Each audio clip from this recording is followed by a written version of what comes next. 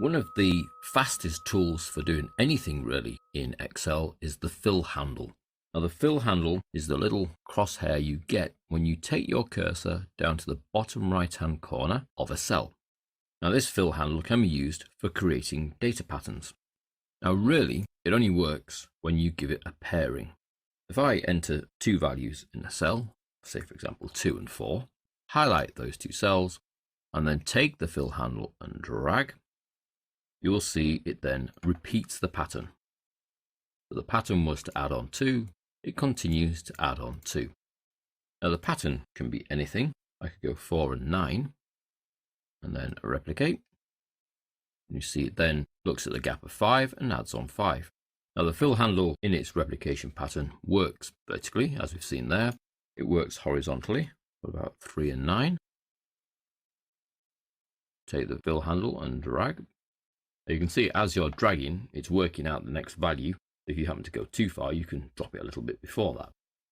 It also works backwards. So if I start here, for example, and start with 99 and 95, highlight both of those, go for the fill handle. Now, even though my plan is to go upwards, I still have to grab the fill handle from the bottom right-hand corner, drag upwards, and you can see it then goes down by the same gap. Now you can work in text with numbers. I could, for example, put area 1. If I'm working text with numbers, I don't actually need to give it a pattern if my increment is always 1. So if I want this to go area 2, area 3, area 4, I don't have to tell it that the second one is area 2. I simply take the one cell's fill handle and drag, and you can see because of the text value next to it increments by 1. If you just took a single number and tried to replicate, it simply copies. Undo that. If I take that fill handle again and hold down the control key, you'll find that it then does the same thing, an increment of 1. So when your pattern increment is 1, you don't actually need to supply two values. You simply take a single cell, grab the fill handle and drag. If you want to do this replication of 1, then you need the control key involved. If it has text in the cell, then you actually don't need the control key. Let's say face 77. I could take its fill handle down. It will increment by 1 that way. I could take 80 to the right and it increments by 1 that way. I could take 84 to the left and it increments by -1 that way. And the same if I go upwards. 77 backwards will go down. Now what would happen if I took this cell, replicated by dragging fill handle to the left, but it goes across the top of two cells that already have some content. Let go. It will do the pattern, whatever it sees the pattern as. It will replace the contents of the cells you've just dragged over the top, but it will give you no warning at all.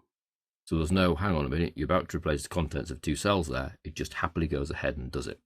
That really is the only drawback to this fill handle. The fact that you don't get that, are you sure you want to replace this, or you are replacing this? We cannot do that. It just goes ahead and does it. So you can replicate multiple cells, but really only 2. If you try to do it with 3, it does attempt a pattern, but you can't really follow the pattern. It's best with pairs. There's nothing to stop you taking a series of pairs in one go. If I scroll down here, for example, let's say 34, 56, 12 and 13, 46 and 76. Highlight all 6 of these, then take the fill handle downwards. It does all 3 columns, but you'll see it treats them as separate pairings. This pair here, its increment gap is then added. Each of these. This one was an increment of 1, so they all go up by 1. This one was 30, so they all go up by 30. So you can take multiple pairs and use the fill handle to replicate downwards. So it's a fast way of creating data or of creating a pattern, and you'll find it extremely useful. If you've not used it previously, you'll know that by default, it will also work with months of the year, abbreviated months of the year, days of the week, abbreviated days of the week. And in fact, let's change these to different months and days so that you can see it starts from where you drag from. So January to December, then starts again.